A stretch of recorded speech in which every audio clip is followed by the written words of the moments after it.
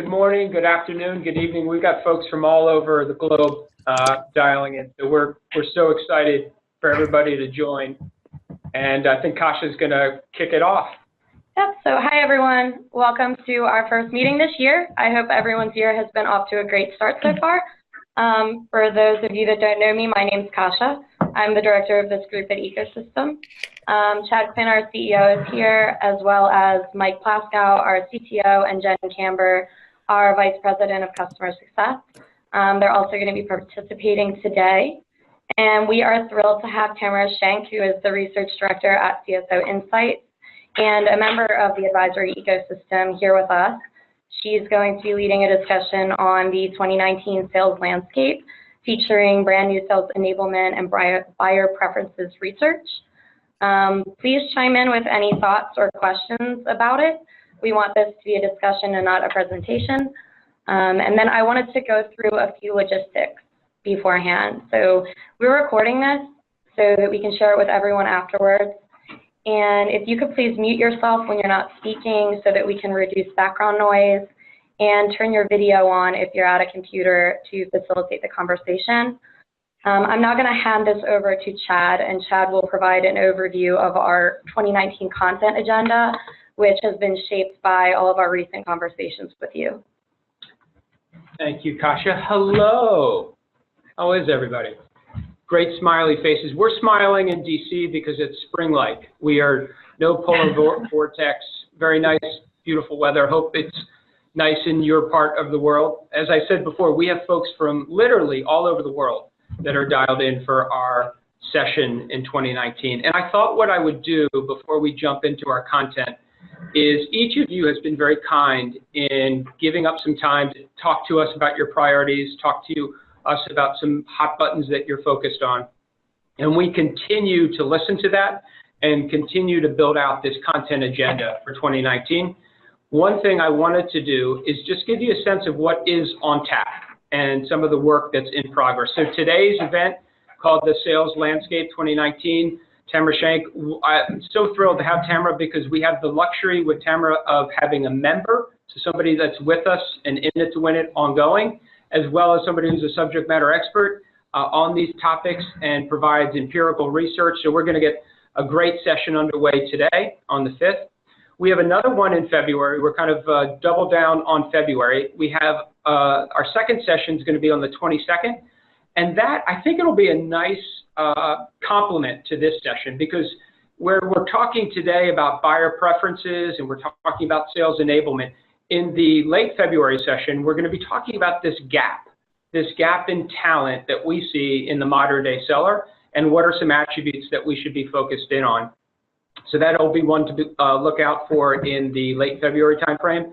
We also have, and this is something we encourage everybody to step up to, and if you are so inclined to do so, we'd love to help facilitate. We're going to have one of our members, Dave Klippel, from Palo Alto Networks, talk about his experience on how he built a value management practice, the do's, the don'ts, what worked, what didn't, and really have a nice facilitated session on value and how you introduce it into an organization in March.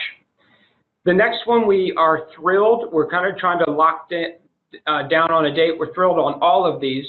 This one's going to be kind of unique in that Eric Almquist, many of you may know he's a partner at Bain.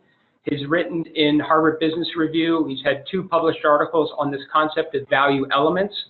And he's going to be kind of sharing with us as the advisory members his research on these B2B value elements and how they go beyond just product value to aspirational value, to purpose value, different creative ways of looking at value beyond the obvious. And what we'll be doing in that session is literally having him share some of the research, and then ultimately having some Q&A with the members. Next slide, as we move forward, we have an outcome mapping. This is another great example where we're going to have a member, Alex in this case, from Turbonomic, is going to be sharing some really interesting leadership he's taken within his organization to map outcomes. So how do we go from a customer outcome and then reverse engineer back to our supplier capabilities?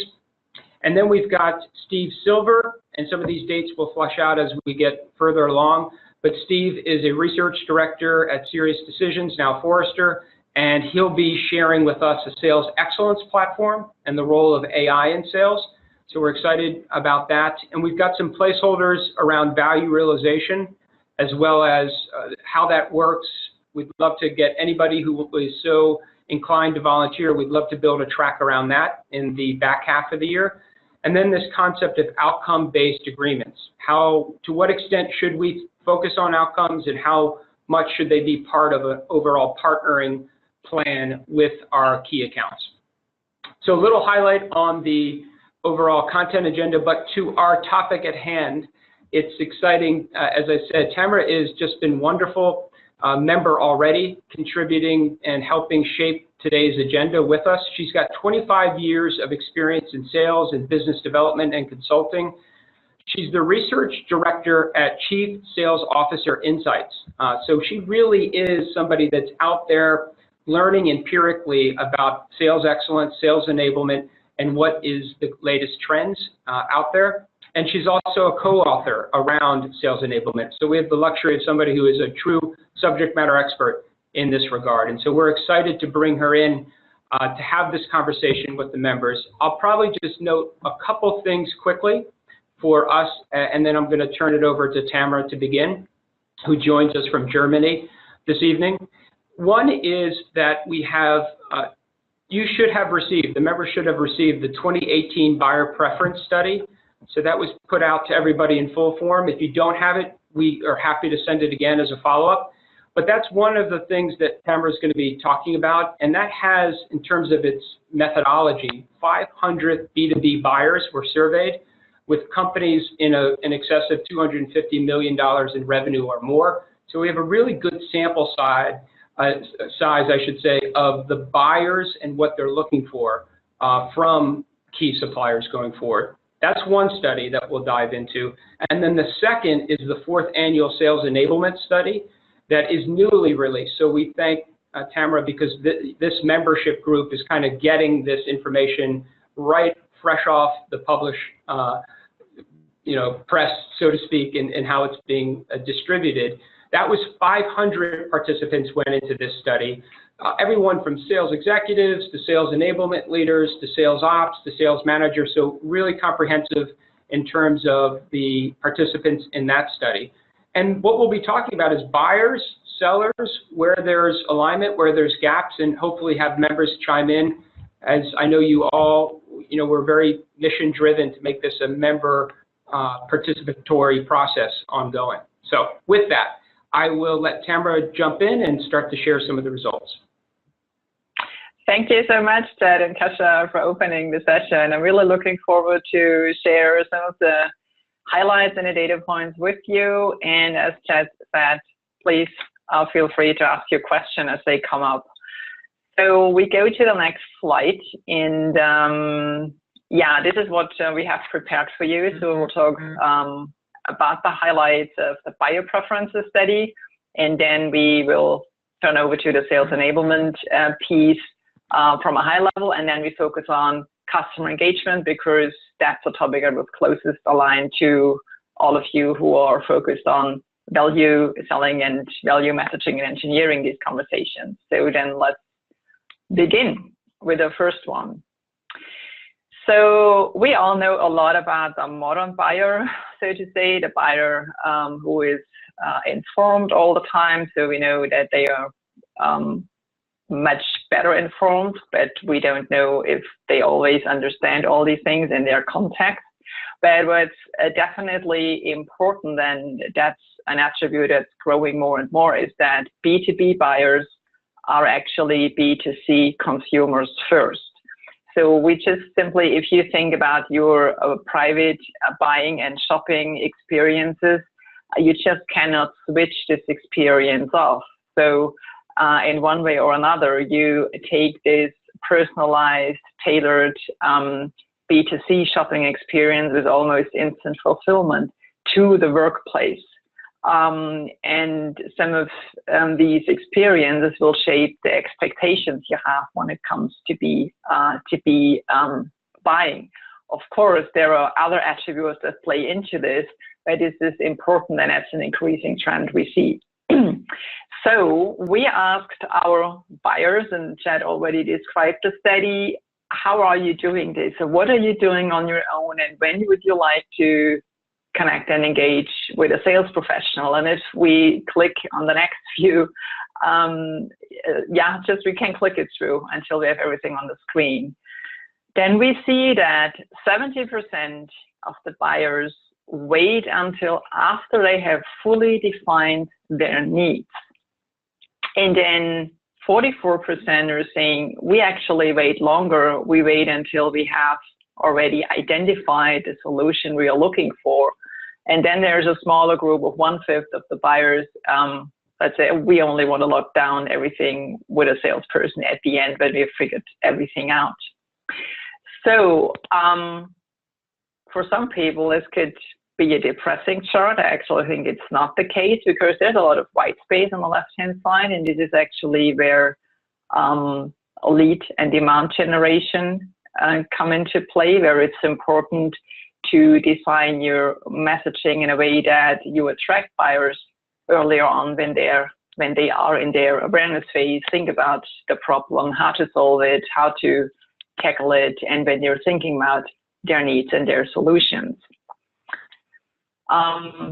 If we go to the next one, I can show you, just we'll go one back, please. So one back, please. It could look like they don't want to talk to sellers at all, but that's not the case, because we asked them, would you actually be willing to engage sellers earlier? And you've already seen the number. The number is 90%, 90. So that means 90% of this group of executive buyers are actually saying, yes, we would be willing to engage sellers earlier in specific situations. And the situations are, if a buying situation is new for them, that means there's a problem they have to solve they've never solved before. If the buying situation is complex, it means they have to get an alignment across different functions. Or if it's, of course, risky for the organization they make the buying decision for, and that's often overlooked, if it's risky for their personal career. So that is a very interesting finding, and it's actually very encouraging. So now the question is, why are they not doing it more often? And then we go to the next slide, or we just look at the top of it. We asked these buyers, what are your top 3 resources you turn to when you have to solve a business problem? And now let's have a look at 1, 2, 3, what those are.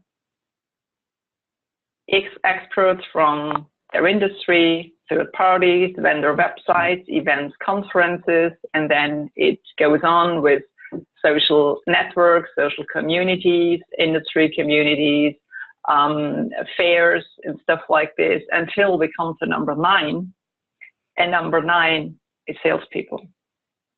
So that's the big discrepancy we see. So 90% of the buyers would actually say we would be willing to engage sellers earlier in many different situations. We have seen these 4 criteria, and you can apply these criteria to a lot of opportunities. And then the question is, why are they not doing it more often? It's simply because they perceive salespeople more as salespeople, but not so much as problem solvers. And that is one of the big challenges. And I think this is where the whole enablement trend turns into, and where all these efforts you are doing in this group to focus on value selling and to get this right is really, really key to success. So how does that resonate with you? Any instant feedback, any instant questions you have at this point? Yeah, Chad. Please, go ahead. Yeah, I was going to say, it's Bill Sylvie here. Nice to speak with you. This definitely resonates with us over on the IBM side. We've been trying to do this for several years now, trying to pivot from selling products, which is where our sellers are most comfortable, to going to sell outcomes, and even more so in the context of the industry that the buyer's in. And, this has become a lot more complicated for our sellers because when we had the shift of IT spend over to the C-suite, suddenly they have to get outside the data center and they have to start talking about business problems, business transformation. Yeah. Right. And they also have to go through probably about, anywhere from 5 to 7 to 10 different buying departments, through the selling process. So it's become, infinitely more complex. And, and so this is like a whole style that we're having, this consultative value-based selling that we're having to train our sellers on and really build their confidence, because a lot of them just don't have the confidence to go in and talk to the C-suite. Right. They don't want to do it. So. Yeah. Even if you have the right messages, if you don't feel comfortable to have this conversation with a finance function, you avoid it. You just continue to talk to IT. So I had my past experience at T-Systems, and I noticed exactly at this time when everything went into the cloud and all of a sudden it was no longer successful to talk about your data center because it was no longer of any interest and value. And at the same time, what I experienced, the chief financial officers asked the question, so the cost saving is great, but what does that mean in my EBIT program? That's exactly right. And that's a very different game. Yes. So we're right into this, yeah. And it's now really, this happened a couple of years ago already in the IT industry, and those industries are the ones that focus on sales enablement for many more years than others. So the earlier the disruption, the bigger the need to change. Yeah, maybe let's just continue to the next one, because we also asked the buyers. Yeah, Peter, you have a question? Yeah, so I'm just wondering if there's any data to resolve just the classic issue that I see. So the first point that you made is, when they want to engage, and then the second question is whether they will engage earlier. And if you look at it, complexity and newness seem to be the big drivers there. But the problem is that the buyers might view things as simple when in fact they're much more nuanced than they believe, right? So is there any data to show that the difference between perceived simplicity or perceived complexity and how to do that? Because you don't want to market everything as being way complex, which then puts you at a disadvantage in getting to talk to them earlier.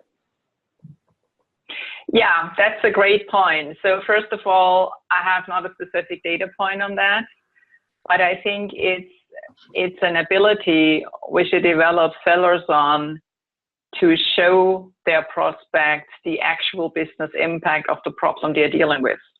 So I think that's probably what you mean. So buyers may have a certain perception of a problem, but actually it is much bigger and also more expensive. It makes their opportunity bigger.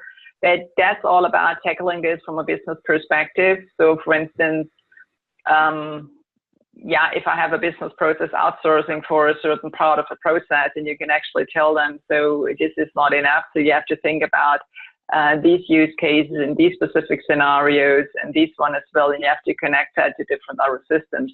Just as an example, it's not a very good one, but showing the impact. And it's a little bit about the scope of the problem and the business impact. And what I'm always a big fan of, showing customers the cost of doing nothing, to help them then to see, okay, this is what you actually could achieve in terms of your desired outcome. But we come to these specific customer engagement practices in a few minutes. Yeah. So we asked them as well, what are the attributes, what are the behaviors you would like to see salespeople to apply more often, more consistently? And there were 4 behaviors they asked for. And you will be surprised if you look at them. You can just click them through, Diana. None of these behaviors has anything to do with product. So that's the first thing. And that's not a new thing. So Forrester has seen this, I think, almost 8 years ago, asking what are the behaviors buyers are looking for, what they would like to see sellers do more often, more consistently. Also, at this point, product was not included.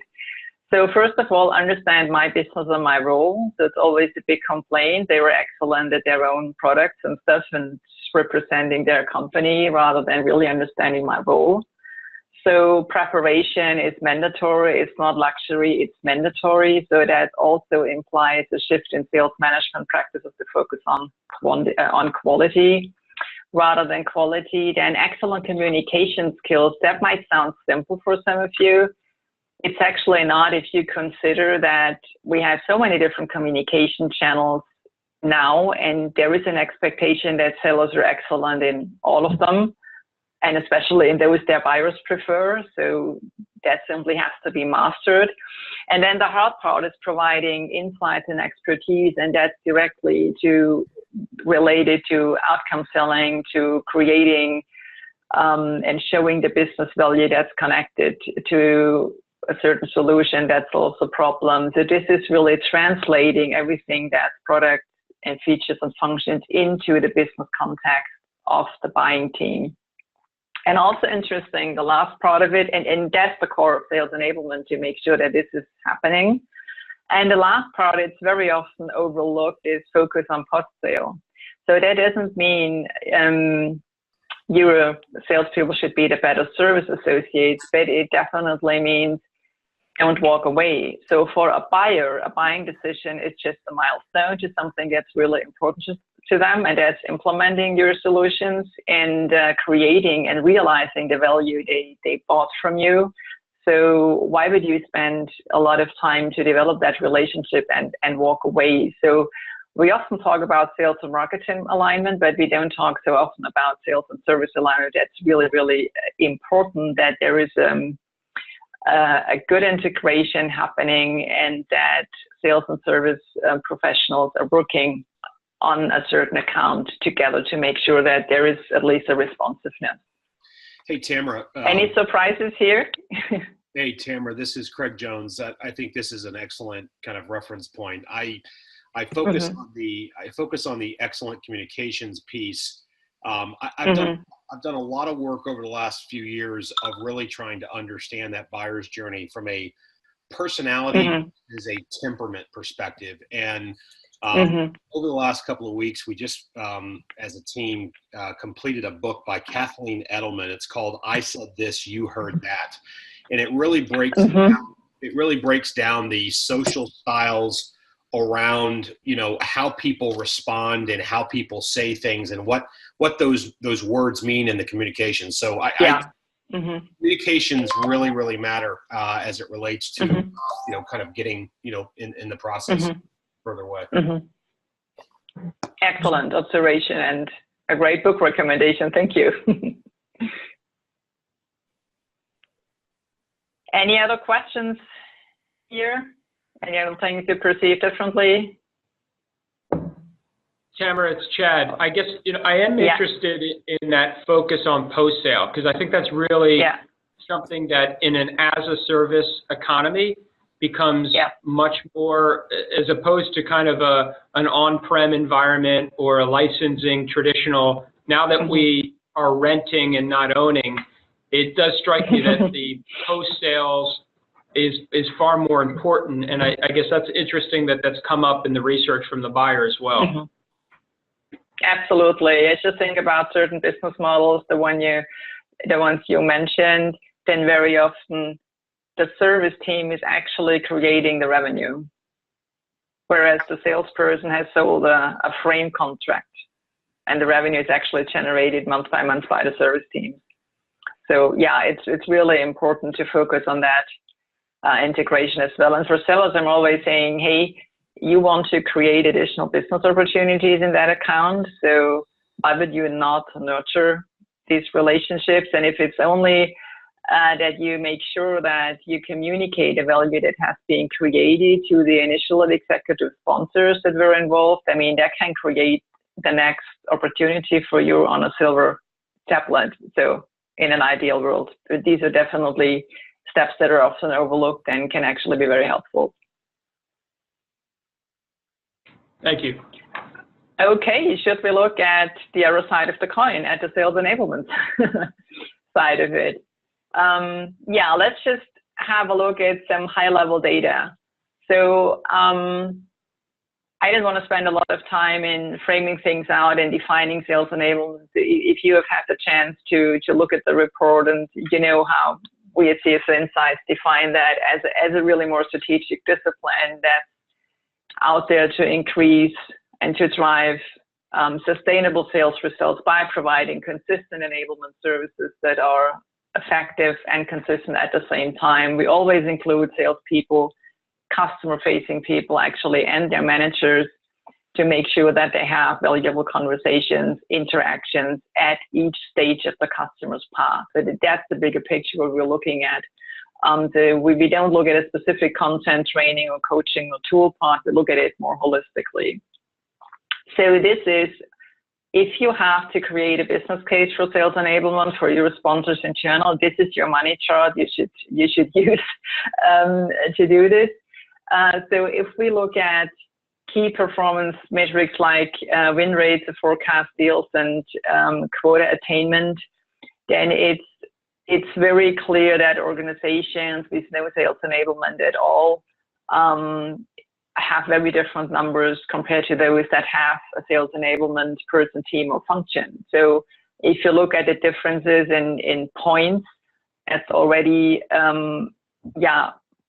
significant. And if you look at the actual improvement, you can calculate, and it definitely makes a lot of sense to invest in sales enablement. Now, the question is, how should I do that? And how should organizations invest in sales enablement to get to these numbers? Then we can go to the next one. And that's actually a very interesting data point that looks at the issue one level deeper. So overall, it makes sense to invest in sales enablement because it definitely drives results, and not only in 2018, also in the years before.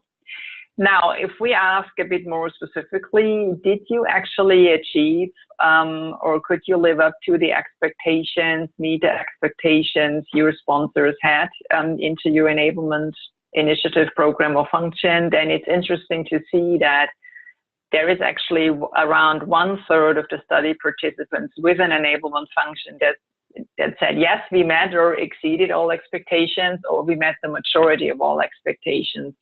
And as you can see with the next click, that this 1/3 has much better results. Yeah.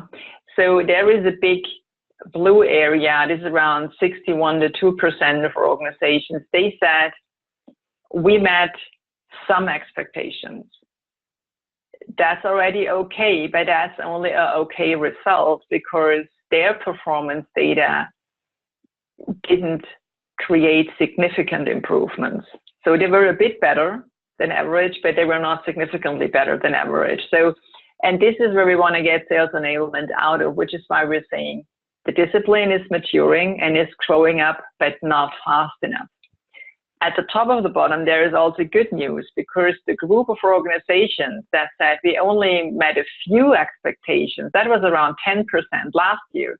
And it's less than 2% in 2017 and only less than 2% in 2018.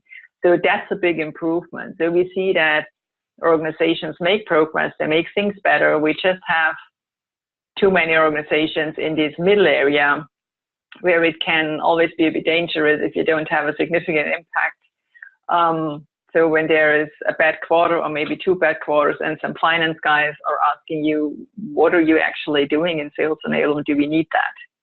So then it's always good to have a better business case than this one. So this is why we have this in the title. The discipline is definitely growing up, but not fast enough. Any questions, observations from your end? A quick question. I mean, does the research review some of the top best practices in sales? I could not hear this. Can you hear me now? Could somebody else hear it? I think that was Vinicius. Yeah. And he may have a tough line there. Yeah. Can you hear me? No. It's a little. Sorry, I can't hear you. Yeah, it's really broken up. Yeah, so maybe you can put it in a chat and we take it then later. Happy to do that. Yeah, we'll monitor the chat on our end, Vinicius, if you Yeah. want to pose it there. Yeah. Other questions on this slide for the larger membership? Mm-hmm. Yeah, one question on the sales enablement. Did it go a level deeper around what kind of sales enablement, i.e., certifiable or certification-based sales enablement, or just kind of self-paced kind of self-enablement?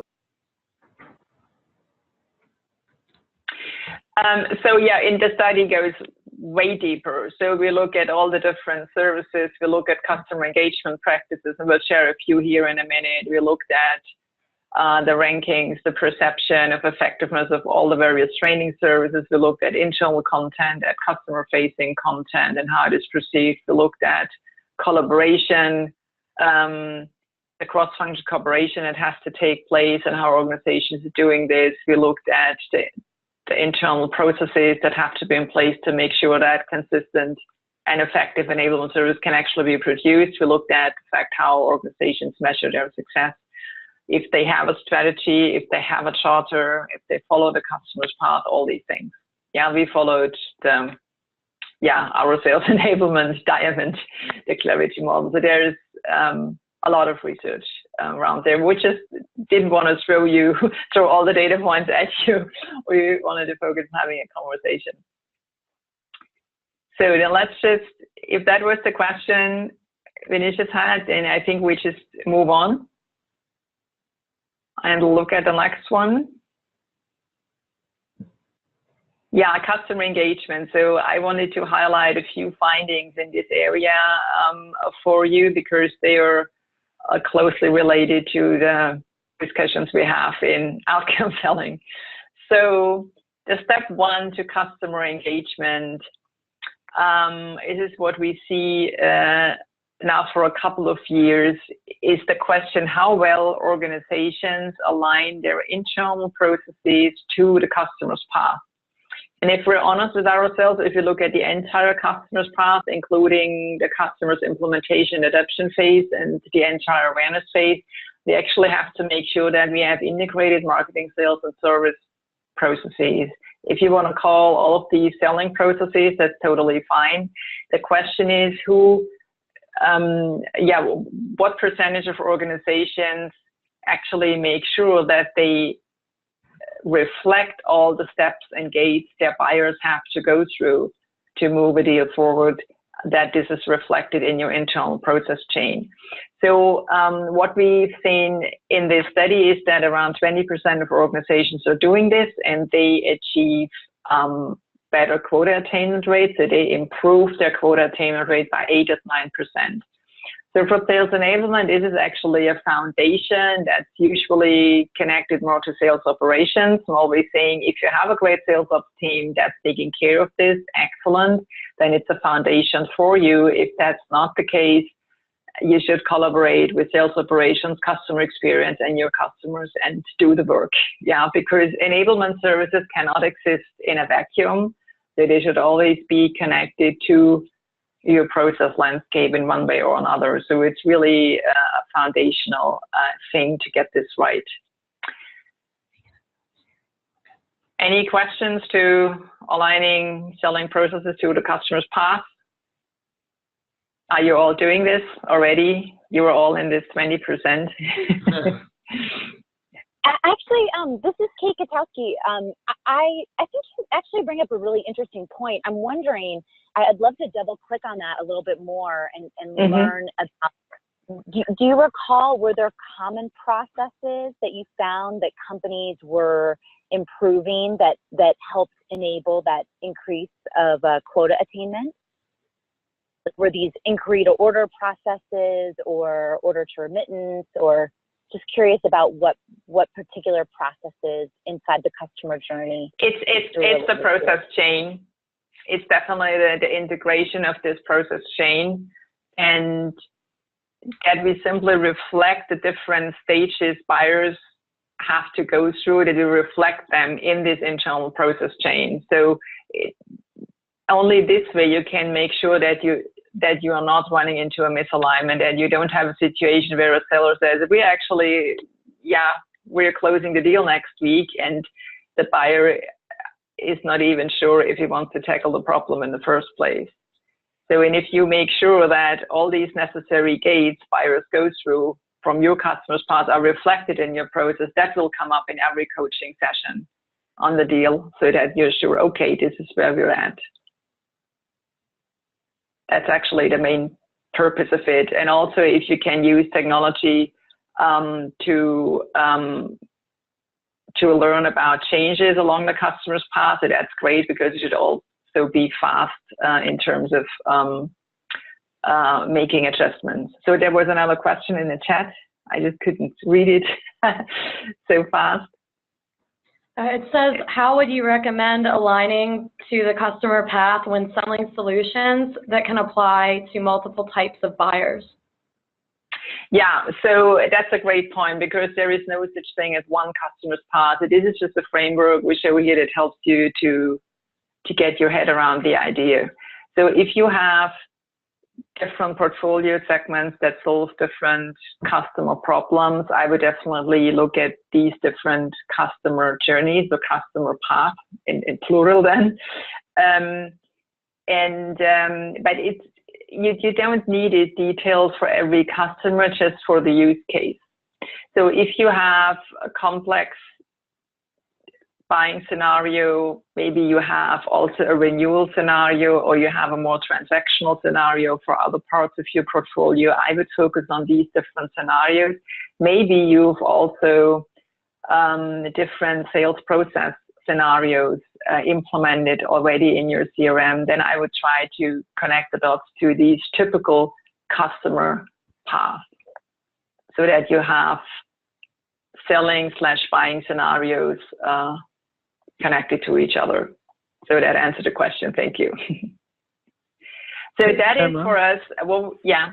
A couple of questions. One, just given my experience, when you look at the alignment cross-functionally around the customer journey and these paths, I've found without strong executive sponsorship within an organization, trying to get that alignment across functions is one, extremely difficult.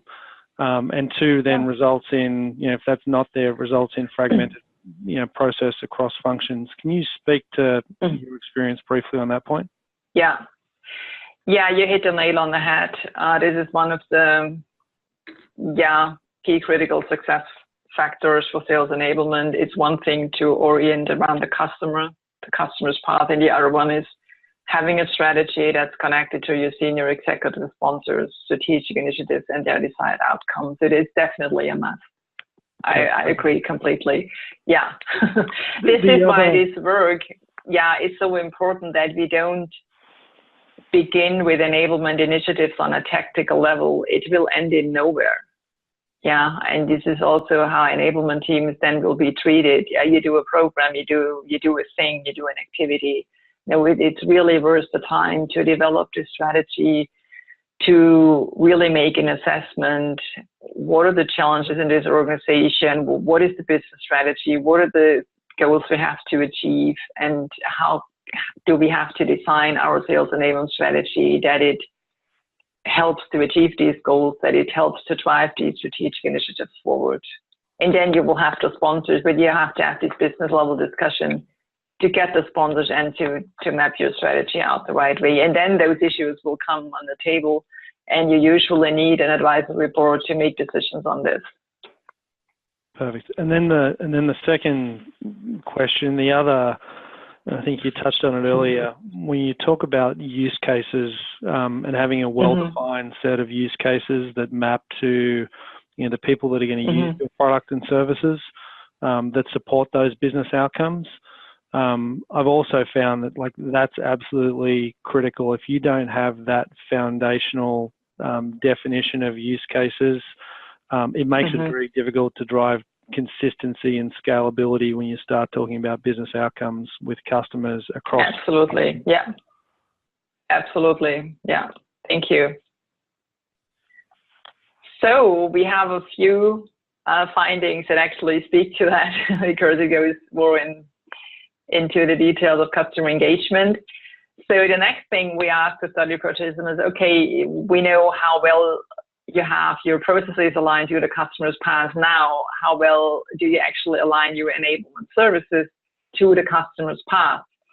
And we looked at content, training, tools, and coaching services. And interestingly, 42% said, yes, we do this. We fully agree. We align our enablement service to the customer's path. We said, oh, wow, that's actually a great number.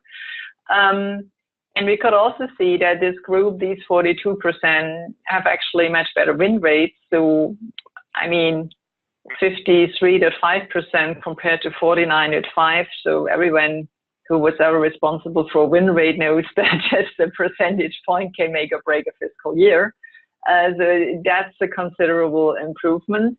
And also here, the downside is even more important. So the smaller group that completely disagreed, so they had win rates way below gambling in Vegas. Yeah, so there is definitely a room for improvement.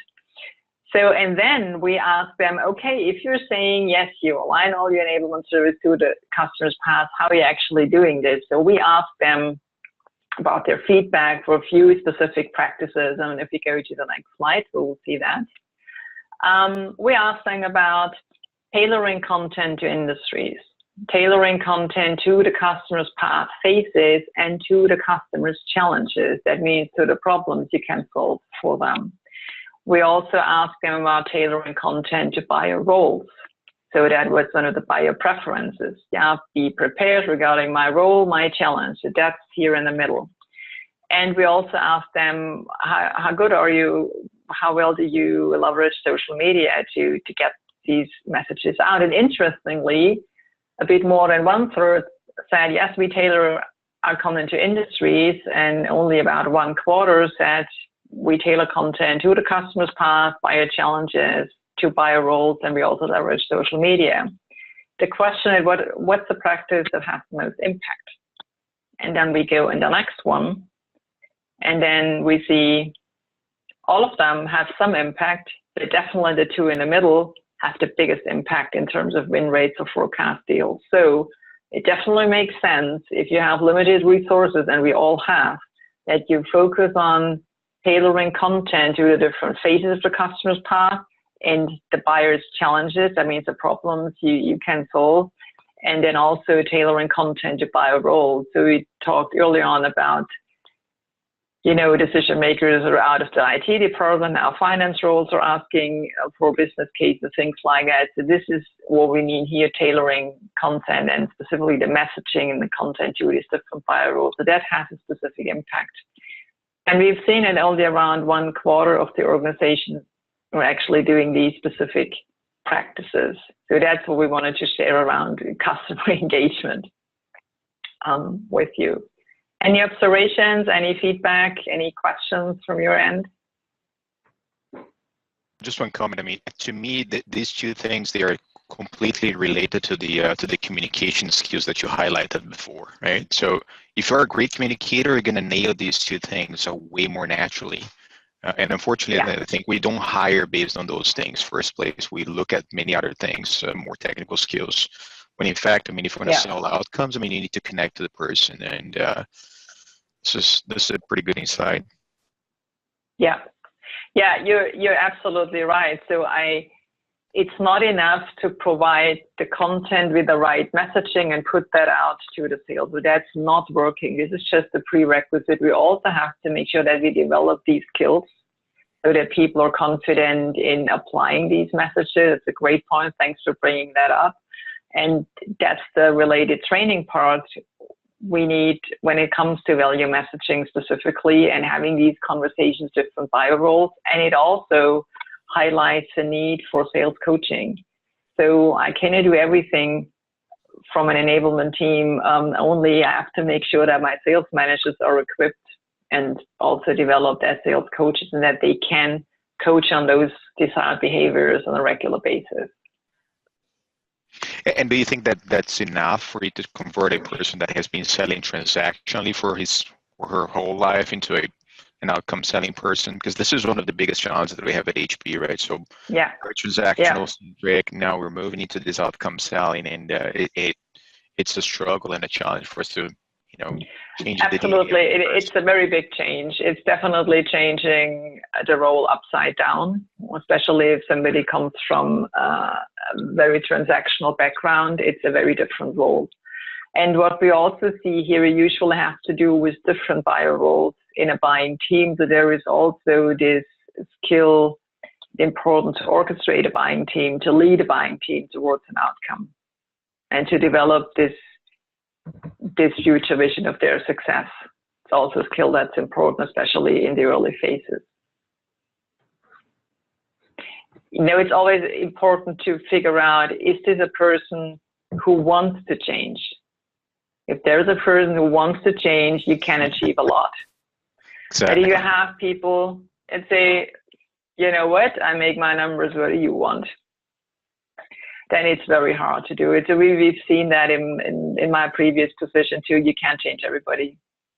So people have to see this. This is why whenever you drive such an initiative, the why story is so important. Why do we need to change? Why do we need to do this? Why do we need to learn having these different conversations? Not because we want to make your life harder, simply because it's necessary to be successful in the future. So this why story, this change story is very often overlooked.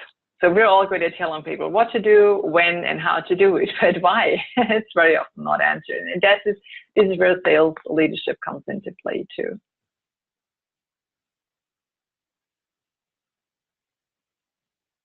Any other observations? No, but I'd love your opinion on. I'd love your opinion on where the biggest impact is. So I kind of split a sales organization into three, right? The way bottom, and they're probably in the wrong job. The high flyers, and they'll succeed all the time. And then the mediocre in the middle. So, I mean, intuitively, I'm looking at all this and saying the biggest impact is on the mediocre and moving them up a bit. Absolutely. Okay, so it's not getting the top 20% even better. It's just moving the bulk. A great point, and thanks for bringing that up, Peter. It brings us down to what is the focus of sales enablement? Are we doing this for A players? No, they don't need us.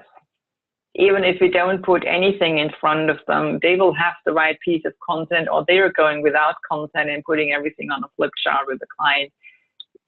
They always know what to do. And those are the people who change a meeting within a few seconds and do everything differently because their intuition tells them how to do it differently. What we want to do as sales enablement teams, we want to learn from the A players. What is it that makes them so successful? And what of these attributes can we use to make better enablement services for the B players? Yeah, it's a very important point. So I always try to, in my previous role, to challenge stuff with A players, to ask them, are we on the right way with this kind of messaging? Or if we create a playbook format like this, would that work? And they usually said, well, I don't need it, but it will be useful for others. And then if you've shown them something from a different part of the portfolio they were not familiar with, they said, oh, it could actually be useful. So their feedback can really help you as a guidance to increase the quality of your enablement services. And also listen to the sales managers at the front line, what are really the issues they are dealing with, also helps to get this right.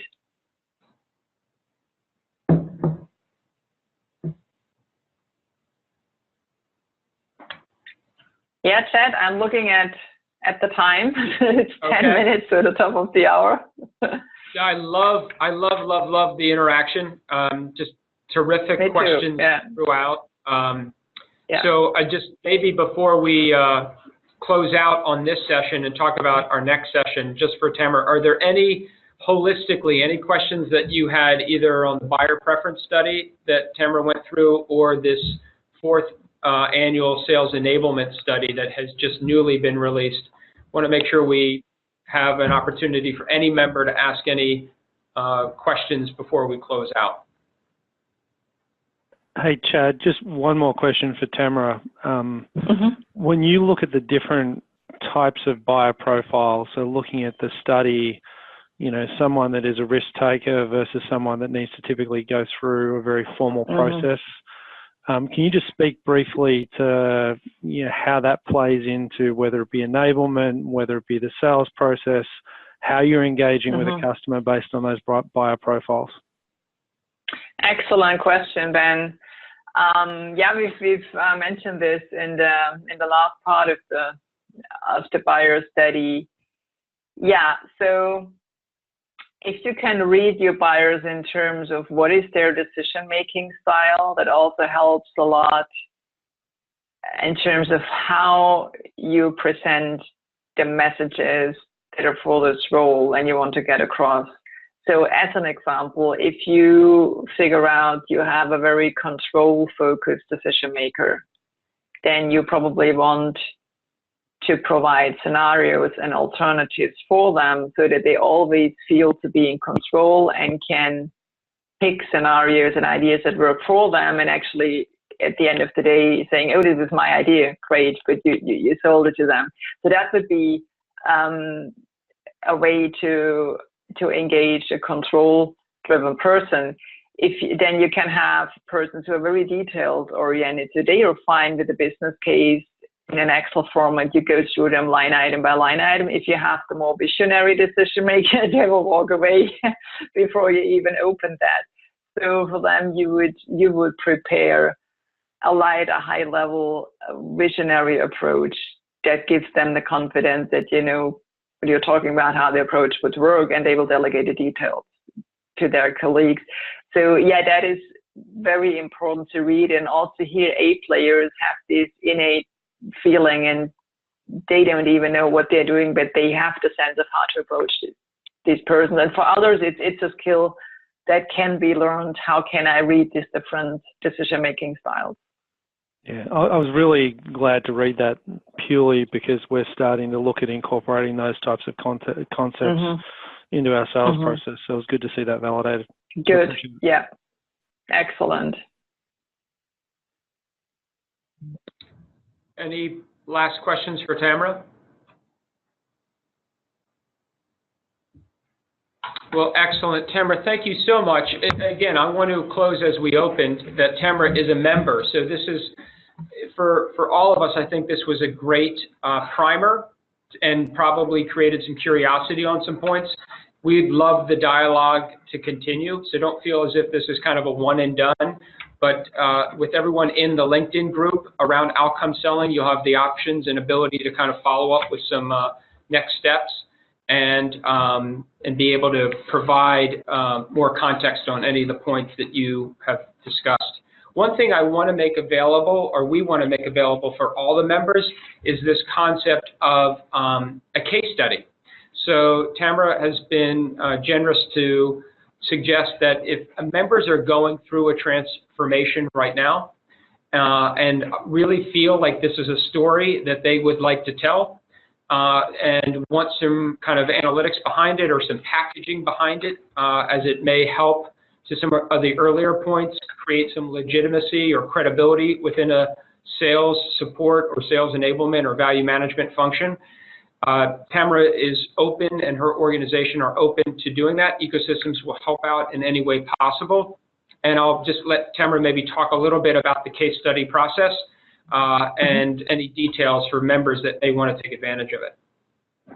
Yeah, thanks so much, Chad. Yeah, we wanted to make this as simple as possible for you.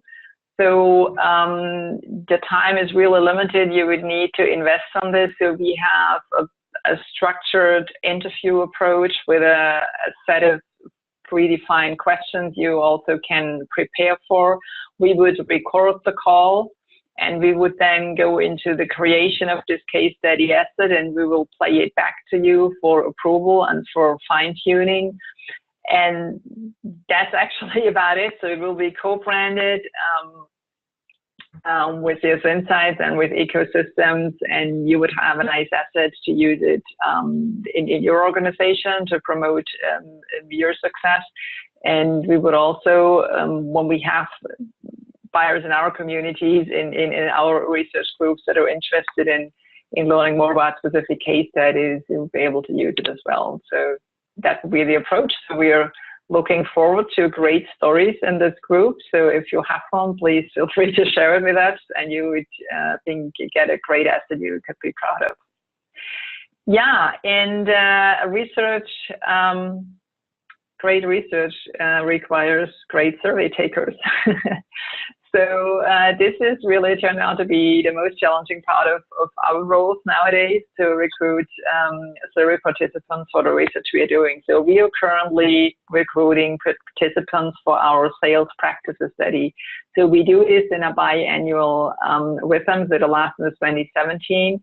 So we go over more than 60 practices. You simply can decide, and I strongly disagree, until I fully agree. There are a few matrix questions to put that into context. We would really love to have you as study participants. It takes you, depending on the role, you log in between 10, 15, or maybe a bit more minutes to complete this survey. Here is the link in it. You get the full report as soon as we publish it for clients and members. Also, survey participants get the full report early on before it is open market. And you will also get another piece of research as a thank you for doing that. So thank you in advance for helping us with this one. Yeah, and if you are looking for more research, please feel free to go to csoinsights.com. There is a menu that's called Research Studies, and you can download the ones we highlighted here. You already have or get in advance. There is also our 2018-19 sales performance study, now open market and available for download. So you also might have a look at this one. And to prepare Dave Brock's session, I'm really sad, and I won't be on this call because I'm will be on the 22nd on a flight to Scotland. But we also have done in 2018 a sales talent study, so that could also be a great read or inspiration for the conversation with Dave. And of course, the sales enablement book Bayan and I have written, so for all those of you who look more for a holistic model and how to tackle the challenges in your organization, that would be the book for you. Thank you so much. Thank you, Tamara. Thank you for being a member. We enjoyed and sharing all this research. I think every one of the members, just based on the level of engagement and questions, I think it was meaningful, impactful to see some of this emerging research on sales enablement and the buyer. What I love too is, I think Craig talked about it, Vinicius talked about it, you referenced it, is this concept of the excellent communication skills and us trying to think through the right model for sales talent is exactly the next conversation we're going to have on February 22nd about what those attributes look like for the modern seller. And obviously, excellent communication skills is one of the critical disciplines. And we've actually listed out more, and we'll dive into that topic with you on the 22nd. But just grateful for all the participation. Thank you, Tamara, for being both a member and a content contributor to the advisory. And with that, we always want to have a reputation of starting on time and ending on time to be respectful of everybody's busy agenda.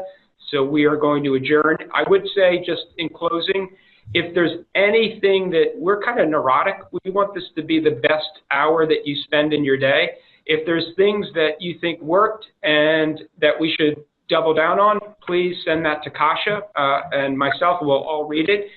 In terms of our session, if there's things that you want us to focus in on future sessions, just any candid feedback around our advisory, we take very seriously, and we want to constantly revise and edit it going forward. So feel free to shoot us a note about today's session, and thank you all. I hope you have a great day.